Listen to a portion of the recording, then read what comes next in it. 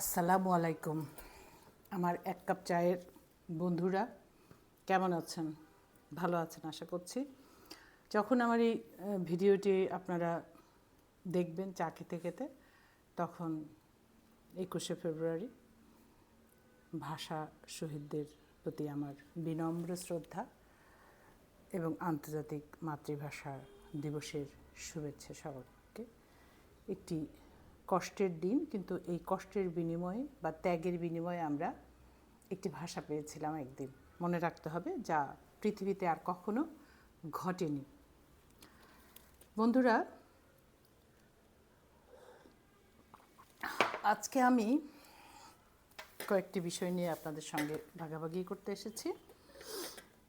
সবাই জানেন যে দেশে একটি বড় পরিবর্তন ঘটে গেছে, সবাই জানি আমরা এটা। 2024 সালে 5ই আগস্টের পর এবং 8ই আগস্ট একটি অন্তর্বর্তীকালীন সরকার গঠিত হয়েছে। কিন্তু প্রতিদিনই যে উদ্দেশ্য নিয়ে আমরা এই যাত্রাটা শুরু করেছিলাম, প্রথমে উদ্দেশ্যটা হয়তো একটু আলাদা থাকলেও পরবর্তীতে একটি এক দফা দাবিতে পরিণত হয়, যার ফলশ্রুতিতে আমরা দীর্ঘদিনের একটি বন্ধ পরিবেশ থেকে রেহাই পাই। কিন্তু গত 6 মাস হয়ে গেল এই বন্ধ পরিবেশ থেকে আমরা রক্ষা পেয়েছি ঠিকই, কিন্তু তার থেকে কতটুকু উন্নীত হয়েছে, অর্থাৎ আমাদের সকলের যে চাওয়া পাওয়া ছিল সেখান থেকে আমরা কতটুকু সেদিকে এগুতে পেরেছি, অর্থাৎ আগের যে অবস্থান থেকে আমরা কতটুকু সামনের দিকে বা আমাদের চাওয়া পাওয়ার দিকে এগুতে পেরেছি। ছাত্র জনতার অভ্যুত্থান, গণ অভ্যুত্থান এবং অনেক রক্তের বিনিময়ে কিন্তু আমাদের এই বর্তমান বাংলাদেশ, সেটি কতটুকু ভালো বা কতটুকু মন্দ এটা পরবর্তী আরও বেশ কিছুটা সময় গেলেই বলা যাবে। কারণ 6 মাস একটি দেশের ভঙ্গুর অবস্থা থেকে একটা পর্যায়ে নিয়ে যাওয়া বোধহয় খুব একটি সহজ ব্যাপার নয়। কিন্তু দেখেন, প্রতিদিন আমরা দেখছি এই বিষয়টা নিয়ে সকলেই কথা বলছে। আমি যেহেতু রাজনীতি না করলেও একজন রাজনীতি সচেতন মানুষ, সেহেতু প্রত্যেকের কথাবার্তা শুনছি এবং নিজের কিছু চিন্তা তৈরি হচ্ছে, সেটি আপনাদের সঙ্গে আজকে ভাগাভাগি করব। আপনারা তো খেয়াল করেছেন, এর মধ্যেই জেনে গেছেন যে কুয়েটে ছাত্রদের মধ্যে একটা চাপা, কি বলবো, এটা চাপা বিদ্বেষ বা একটা অস্বস্তি চলছিল। যে ছাত্র জনতার প্ল্যাটফর্মে 5ই আগস্ট ঘটেছিল, তাদের সাথে আগে রাজনৈতিক দলের যে অঙ্গ সংগঠনগুলো আছে তাদের, বিশেষ করে পরিষ্কার করে বলতে গেলে বিএনপির। আপনারা এর মধ্যে নিশ্চয়ই সবাই জেনে গেছেন, না জানার কোনো কারণ নেই। এটা মঙ্গলবার সারাদিনই ধরে প্রায় রাত 8টা-9টা পর্যন্ত কুয়েটে, অর্থাৎ সেই ইঞ্জিনিয়ারিং কলেজটাতে হামলা করেছে। যেটুক নিউজ থেকে দেখছি আমরা বা বিভিন্ন ছবি থেকে দেখছি, সোশ্যাল মিডিয়া থেকে দেখছি, যে ছাত্র দলের, যুব দলের ছেলেপেলে, তাদের হাতে রামদাও দেখা যাচ্ছে, অস্ত্রও দেখা যাচ্ছে, বা বেশ কিছু ছেলেপেলে আহত হয়েছে এবং যথেষ্ট গুরুতরভাবে আহত হয়েছে, সেটি বলা যায়। একটি বিষয় বোধহয় সবাই খেয়াল করেছেন যে আবরার হত্যাকাণ্ডের পর থেকে বুয়েটে একটি দাবি ছিল যে ছাত্র রাজনীতি এখানে চলবে না। সেটি কোন দলের বা কার কি সেটা নয়, বিষয়টা ছিল যে চলবে না, এবং বুয়েটে কিন্তু নিষিদ্ধও হয়েছিল। ছাত্রলীগ অনেকবার চেষ্টা করেও বুয়েটে সেভাবে শেষের দিকে এসে অবশ্য তারা আরেকটু জোরালো ভূমিকা বলবো না, অর্থাৎ তাদের অত্যাচারটা বাড়ানোর চেষ্টা করছিল, কিন্তু খুব একটা পেরে ওঠেনি। এমত অবস্থায় 5ই আগস্টের ঘটনা ঘটে যাওয়ার আগ থেকে, অর্থাৎ জুলাই মাসের মাঝামাঝি থেকে সকল হল থেকে, বিশ্ববিদ্যালয়ের সকল হল থেকে ছাত্রলীগ নামধারী দলটিকেই উৎখাত করা হয়। কারণ দীর্ঘ 15-16 বছর ধরে ক্রমান্বয়ে দলটি একটি অত্যাচারী দল হিসেবে প্রতিষ্ঠিত হয়েছিল। তাদের গণরুম ছিল, গেস্ট রুম ছিল, কি ছিল, রুম দখল করে রাখা, ছাত্রদের ইচ্ছামতো পানিশমেন্ট দেওয়া, বাধ্য করা তাদের দলের সঙ্গে হয়ে কাজ করা, এবং যার ফলে আমরা দেখেছি যে অনেকে বাধ্য হয়েও তাদের দলকে সমর্থন না করলেও তাদের সঙ্গে রাজনীতি করতে চেয়েছে। অনেক ছেলে সরাসরি বক্তব্য দিয়েছে যে সে কখনোই রাজনীতি করতে চায়নি, কিন্তু বাধ্য করা হয়েছে তাকে। ফলে যেটা হয়েছে, যখনই সে সুযোগ পেয়েছে বা যখনই সে বলেছে, মনে করেছে যে না একা হলেও সে প্রতিবাদ করবে, তখনই সেই দলটার বিরুদ্ধে একা প্রতিবাদ করা শুরু করেছে। এবং আমরা দেখেছি যে সবাই, প্রচুর ছাত্রছাত্রী এখানে সংগঠিত হয়ে ছাত্রলীগ নামধারী দুর্বৃত্তের দলটিকে সমস্ত হলগুলোর থেকে উৎখাত করেছে বলতে গেছে। এবং তাদের ওই মুহূর্তের একটি দাবি ছিল, এবং এখন পর্যন্ত যে দাবিটি বহাল আছে, যে দলীয় লেজুরবৃত্তি হিসেবে কোনো সংগঠন হলগুলোতে কাজ করতে পারবে না। এবং আমার মনে হয় সচেতন ব্যক্তি যারাই আছেন তারাই এই বিষয়টিকে গ্রহণ করবেন এবং মনেও করেন। তাই সচেতন মানুষ সবাই ভাবেন যে ছাত্ররা এখানে পড়াশোনা করতে গেছে, রাজনীতির নামে সেখানে ছাত্রদেরকে মেরে ফেলা, নির্যাতন করা, পড়াশোনার ক্ষতি করা, বিভিন্ন অসামাজিক কাজে লিপ্ত হয়ে যাওয়া, চাঁদাবাজি করা, বিভিন্ন এক কথায় বলতে গেলে লেখাপড়া শিখে উন্নত জীবন তৈরি করা, ভালো মানুষ হওয়ার পরিবর্তে বহু ছেলে, বিশেষ করে ছেলেরা এবং মেয়েরাও অন্ধকারে হারিয়ে গেছে এইসব দলীয় লেজুরবৃত্তি করতে যেয়ে। শুধু যে আওয়ামী লীগের নয়, এটা অন্যান্য দলের সময়েও ছিল, কম থাকলেও যথেষ্ট পরিমাণে ছিল। সেটি এখন আবার নতুনভাবে প্রকাশ্যে আসা শুরু করেছে। আমরা সবাই জানি যে ছাত্রলীগকে নিষিদ্ধ করা হয়েছে বাংলাদেশের রাজনীতিতে, কিন্তু ছাত্রলীগ নিষিদ্ধ হলেও তারা বিভিন্নভাবে লুকিয়ে আছে। কিন্তু ছাত্রলীগের জায়গা কি, অনেকেরই প্রশ্ন এটা। আমি যেহেতু হলে থাকি না বা জানি না, যেটুক সংবাদ মাধ্যম বা বিভিন্ন গণমাধ্যম থেকে জানা যাচ্ছে যে ছাত্রলীগের জায়গাটা কি, ছাত্রদল, অনেকেরই প্রশ্ন এটি, ছাত্রদল দখল করছে। কুয়েটের ঘটনাতে থেকে তাই কিন্তু মনে হচ্ছে যে ছাত্রদল সেই শূন্যস্থান পূরণ করার জন্য সেই আগের কায়দায় রামদা নিয়ে, প্রকাশ্যে দেখা গেল রামদা নিয়ে ছবি নিয়ে যুবদল লিখেছে, যেটা সেটার কথা বলছি, আমি তো ঘটনাস্থলে ছিলাম না, যে রামদা নিয়ে যুবদলের ছেলেরা হামলা করেছে, তাদের হাতে দেখা যাচ্ছে। তো এইখানে ছাত্রদল কেন এই কাজটা করছে? তারা কি চায় না, বা বিএনপি যারা জাতীয়তাবাদী দল, বাংলাদেশে এই মুহূর্তে সবচেয়ে বড় দল, তারা ভোট করে চিল্লাচ্ছেন যে ভোট দিতে হবে, ভোট দিতে হবে, কিন্তু তারা কেন তাদের অঙ্গ সংগঠনকে নিয়ন্ত্রণ করছেন না? যদি নিয়ন্ত্রণ না করে, তাহলে এই যে আমাদের চাওয়া ছিল সকল মানুষের, অধিকাংশ যারা আমরা রাজনীতি করি না, আমাদের সন্তানরা যারা বিভিন্ন প্রতিষ্ঠানে লেখাপড়া করে, তারা চেয়েছিল একটি সুষ্ঠু শান্ত পরিবেশ, সুস্থির পরিবেশ, নিরাপদ পরিবেশ, যেখানে তার ছেলে বা মেয়েটিকে পাঠিয়ে আমরা বা তারা যিনি পাঠান তিনি নিরাপদে থাকতে পারেন, নিশ্চিন্তে থাকতে পারেন, শুধু নিরাপদ না, নিশ্চিন্তে থাকতে পারেন। এটা কি বিএনপি চায় না? যদি চায়, তাহলে কেন তারা নিয়ন্ত্রণ করছে না? এখানে দলের বর্ষিয়ার নেতারা, যে দলের অঙ্গ সংগঠন তারা ছাত্রদল, সেই বর্ষিয়ার নেতারা কিন্তু এক এক কথা বলছেন। সংস্কারের কথাতে তারা বিভিন্ন কথা বলছেন, যা এখন যখন তারা বর্তমান সরকারের সঙ্গে বিভিন্ন বিষয় নিয়ে দেখা করছেন, সরকার বলতে সরকার প্রধানের সঙ্গে বিভিন্ন মিটিং বা বিভিন্ন আলোচনায় যাচ্ছেন, তখন তারা একরকম কথা বলছেন, বাইরে এসে কিন্তু তারা আর এক রকম কথা বলছেন। এবং তারা ভোটের জন্য অস্থির হয়ে গেছেন। বাংলাদেশের মানুষ ভোট চায়, কারণ দীর্ঘ 16 বছর ধরে বাংলাদেশের মানুষ ভোট দিতে পারেনি। কিন্তু এই বড় দলটি কি ভুলে গেছেন যে তারা যে পরিমাণ নির্যাতিত হয়েছেন, সেই ভোটের নিশ্চয়তা তো লাগবে, কিন্তু ভোটটা যাতে ভবিষ্যতে আর কারো কুক্ষিগত হয়ে যেতে না পারে, সেই ধরনের সংস্কার তো দরকার আছে। এই চাঁদাবাজিগুলো নিয়ন্ত্রণ হচ্ছে না, এবং সবখানেই কিন্তু কম বেশি, কম বলবো না, সব অলমোস্ট সবখানেই বিএনপির লোকজনের নাম আসছে। সেটি দোকানঘর ইয়ে করা, বা গাড়ি থেকে চাঁদা তোলা, বা দোকানপাট থেকে চাঁদা তোলা, বা অফিসে যে হুজ্জত করা, যে কোনো জায়গায় স্কুলের গভর্নিং কমিটিতে যে ঝামেলা করা, সবখানেই কিন্তু তারা এই কাজটি করছে। এখানে অনেক ক্ষেত্রে আমরা বৈষম্য বিরোধী ছাত্র যারা কাজ করছে তারা এখনও দল গঠন করেনি, শোনা যাচ্ছে যে তারা দল গঠন করবে, হয়তো যখন আমরা এটা শুনবো তখন তারা করেও ফেলতে পারে, ঘোষণা আসতে পারে। সে যাই হোক, রাজনীতি করার অধিকার সবার আছে। একটি নতুন দল কতগুলো মানে ছাত্ররা যেটি করতে চাচ্ছে, এটাতে বাধা দেওয়া বা এটাতে অখুশি হওয়ার কি কারণ আছে আমার বোধগম্য নয়। বিএনপি সাংঘাতিকভাবে শঙ্কিত মনে হচ্ছে অন্যান্য দলের চেয়ে। সবচেয়ে বিরোধিতা করছে তারা বলছে যে না, সংস্কার, হ্যাঁ সংস্কার একটি চলমান প্রক্রিয়া, এই কথা ঠিকই আছে, কিন্তু এই সংস্কারগুলো হওয়া দরকার। যেমন দুর্নীতি বন্ধ, পুলিশকে আচরণের গত দিক থেকে, প্রশাসনকে আচরণগত দিক থেকে এই লেজুর বৃত্তি বন্ধ করতে হবে। এই লেজুর বৃত্তির ফলে যেটি হয়েছে, দেশের সর্বনাশ হয়েছে, মানুষ ক্ষতিগ্রস্ত হয়েছে, মানুষ অত্যাচারিত হয়েছে, এবং যে মানুষগুলো এই কাজে জড়িত ছিল এবং করেছে, এই লুটপাট করেছে বা টাকা পয়সা দুর্নীতির মাধ্যমে কামিয়েছে, তারাও কিন্তু এখন ভালো নেই। তারা প্রতিদিনই আপনি দেখবেন যে তারা অ্যারেস্ট হচ্ছে, তারা পালিয়ে আছে, তারা লুকিয়ে আছে। এই অবস্থা নিশ্চয়ই কোনো কাম্য নয়।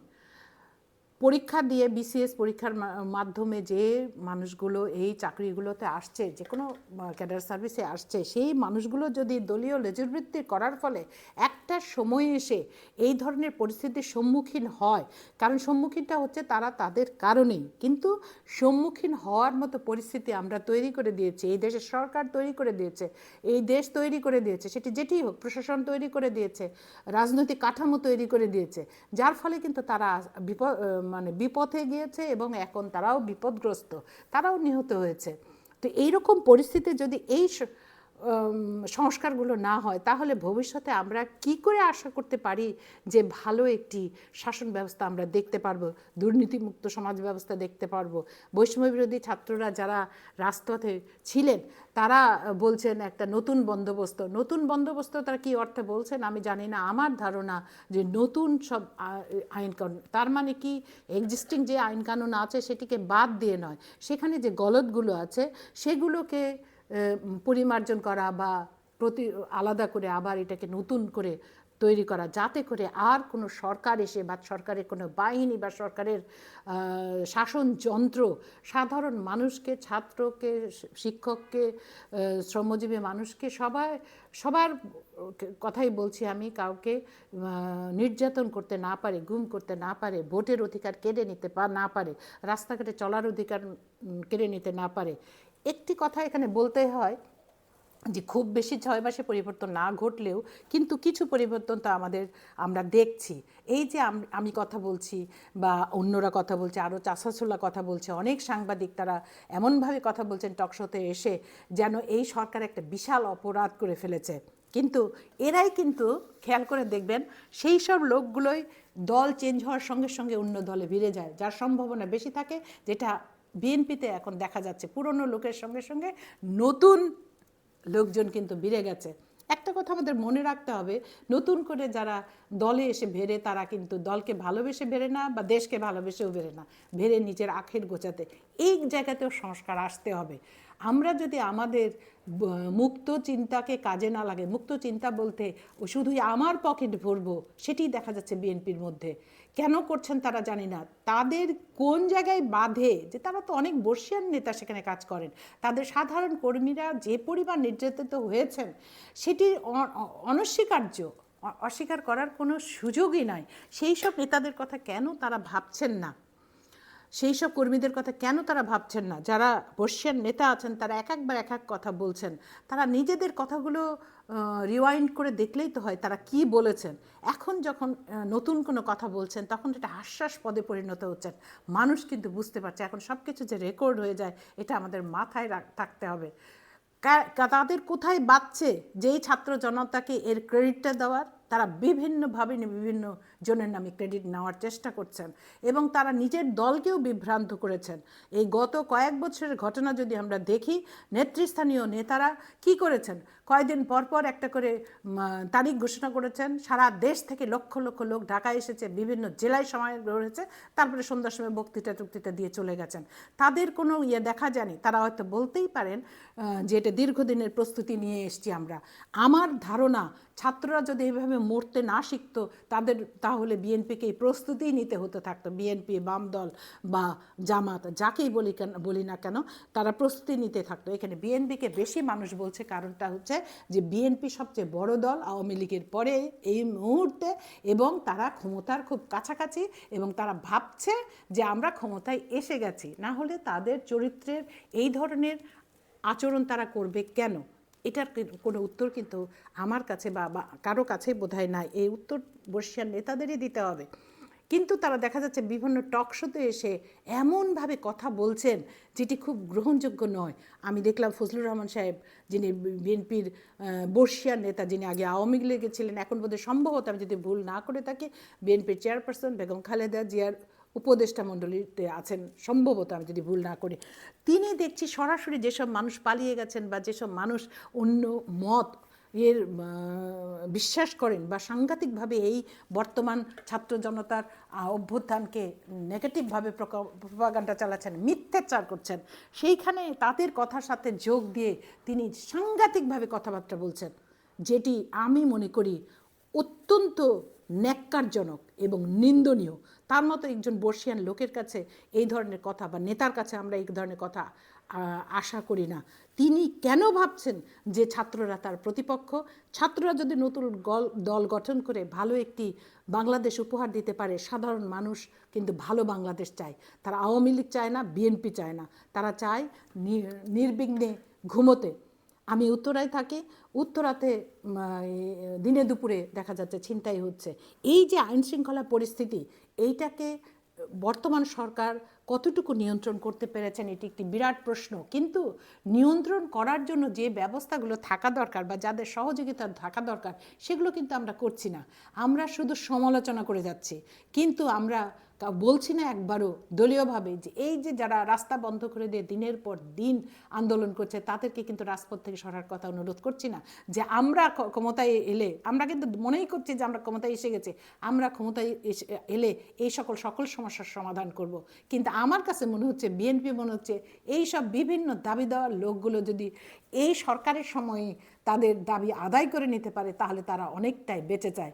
অর্থাৎ সমস্ত করে দেওয়ার পরে শুধু এসে, অনেক সময় আমরা দেখি না যে রান্নার সমস্ত আয়োজন করে দিয়ে একদম শেষ মুহূর্তে বাড়ির বউ অথবা শাশুড়ি বা অন্য কেউ একজন একটু চামচ দিয়ে নেড়ে টেড়ে সেই ক্রেডিটটা নিয়ে নেন যে আজকে রান্নাটা তো খুব ভালো হয়েছে, কে রেঁধেছে? আমি রেঁধেছি। বিএনপির অবস্থা হয়েছে তাই।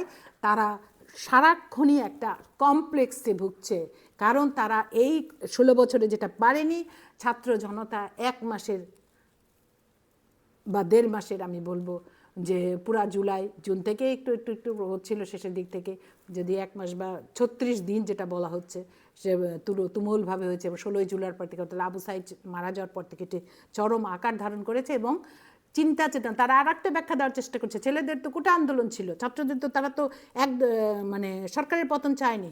হ্যাঁ, তাই ছিল, কিন্তু বাস্তবতার কারণে সময়ের সাথে সাথে যত পরিবর্তিত হয়েছে, সরকারের আগ্রাসী আচরণ যত পরিবর্তিত হয়েছে, ছাত্র জনতার স্ট্র্যাটেজি তত চেঞ্জ হয়েছে।